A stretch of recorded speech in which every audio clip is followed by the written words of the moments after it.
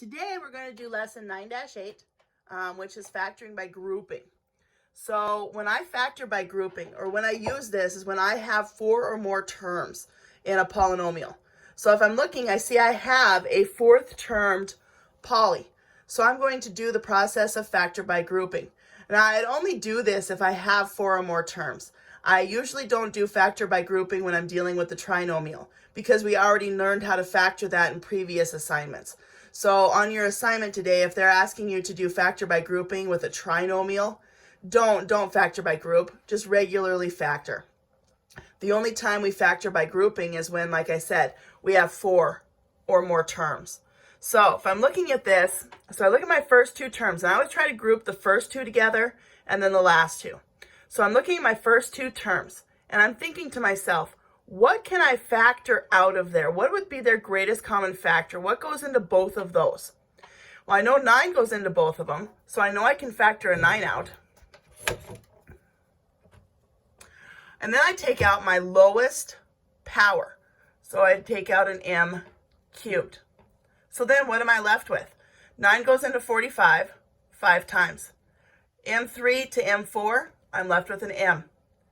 9 goes into 9 1 times. M cubed to m cubed 1 times.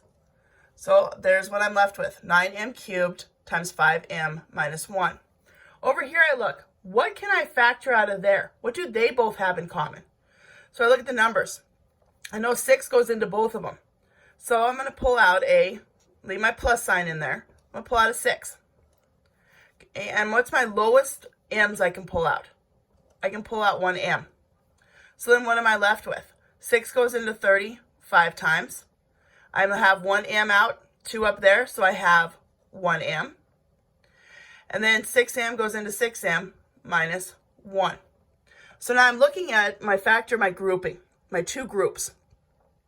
And I see they both have a 5m minus 1 in common. Okay, they both have that 5m minus 1 in common. So then what I'm going to try to do is pull out my 5m minus 1. So it's like I'm factoring it all over again. So I'm going to take out my 5m minus 1.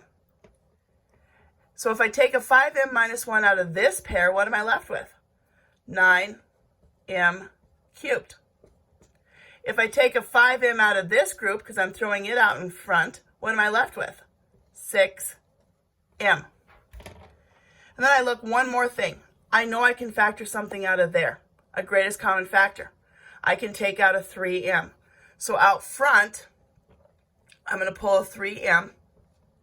3 goes into that 3 times with an m squared left over. 3m goes into 6m twice.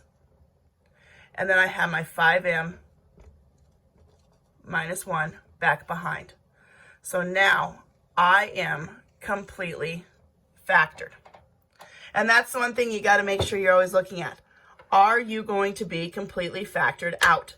Okay, are you going to be totally done with the factoring? Should I have taken something out right in the beginning? Yes, I probably should have taken that 3m out first. Okay, but it doesn't matter. I can always take it out at the very end like I did.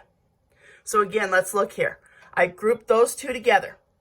I took out its common factor, greatest common factor of 9m cubed. 9 went into 45 5 times. Subtract your powers since we are technically dividing. You get an m. Then this goes into there 1 time. Plus, here I'm pulling out the 6m. Okay, because 6 went into both of them and 1m in common. 6 went into 35 times with an m left over, because again, subtract those powers. Minus 6m to 6m is 1.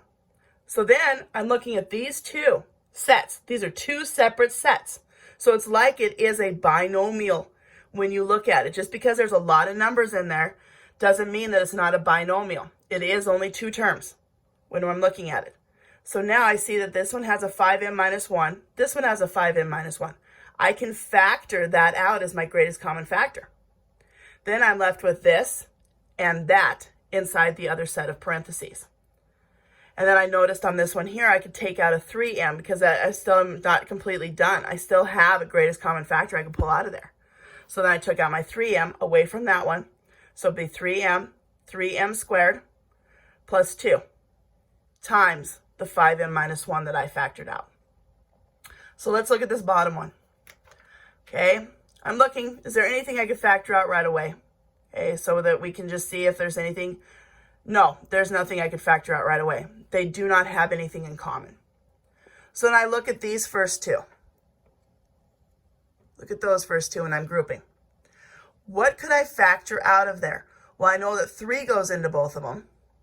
And what's the smallest power that I could pull out of there? An x squared. Times, 3 goes into 6 2 times, with an x left over because you subtract your powers. Plus, 3x squared goes into 3x squared once. Over here, what can I factor out of there?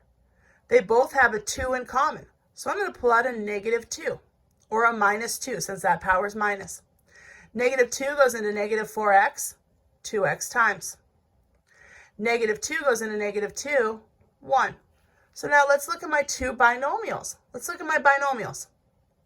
Okay, what can I factor out of each one of those? What can I pull out of each one of those? They both have the 2x plus 1 in common. So let's factor that out. So you have 2x plus 1. Here, what am I left with when I take the 2x plus 1 out? The 3x squared. Here, what am I left with when I take out the 2x plus 1? The -2. There is my completely factored part. So these really are not that bad. They're not bad at all. Okay, you just have to keep in mind, once you get this down, this binomial, you can see that it will have something in common. It should always have something in common that you can factor out in front. So this one down here, last one. Is there something I could factor out of this? Something that goes into all 4 of those terms? A 4. Okay, I could pull a 4 out of every single one of those. And an x, my lowest power. So let's do that first. So I'm going to take a 4x out. So here I'm going to be left with 2x cubed plus 3x squared plus 4x plus 6. Now I'm going to group. I'm going to group these two together, factor something out. Group those two together, factor something out. So I've got my 4x out front. Still, here, what could I factor out of that one? Yep, an x squared. So then I'd have 2x plus 3. Here, what can I factor out? A 2. So then I'm left with 2x plus 3. And now I'm going to finish up my grouping. So that 4x stays out front. Okay, I'm going to pull my 2x plus 3 out because that's what's in common.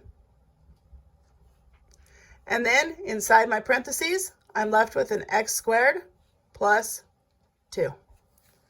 And it is now factored completely. So again, let's go over it one more time. Right off the bat, I pulled out a 4x. So I took a 4x away from every single one of those terms. That's why I was left with the 2x cubed plus 3x squared plus 4x plus 6. I keep dropping my 4x down if you've noticed. Nothing really happens to that. I just keep bringing it on down. So then when I get to this point, I pulled out an x squared because that's what those two have in common.